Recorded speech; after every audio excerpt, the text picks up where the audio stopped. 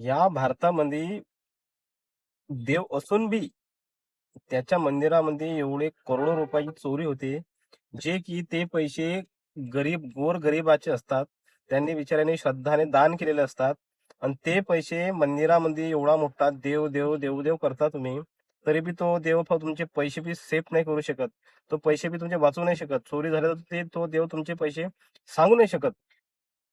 पण तरी बी तुम्ही किती म्हणजे किती पागल, मूर्ख आहात, की तुम्ही तरी देव, देव, देव करता, तर काय तर आमचा देव सगळं पाहीन. अरे तुमचा देव तुम्ही ना दिलेले पैसे जे आहेत तेच तर तो सांभाळू नाही शकत. तर तो तुमचा जीव, तुमचं भविष्य कसा काय सांभाळेल? तरी बी तुम्हाला अक्कल नाही आली अजून. जे म्हणतात की एवढं 2,000 करोड रुपयाची काही चोरी झाली राम मंदिरातून, त्यावेळेस काय राम काय झोपला होता काय? जे बी अंधभक्त असतील त्यांना लागेल, जे आहेत भक्त असतील त्यांना लागेल माझी गोष्ट. पण एक विचार करा तुम्ही. खरंच 2 मिनिटं थांबून थोडा विचार करा, की खरंच एवढा मोठा राम देव आहे सगळ्याचा, तरी चोरी झाली कशी? तुम्ही खूप श्रद्धाळू आहात, खूप मानता तुम्ही. रात्रंदिवस राम, राम करता.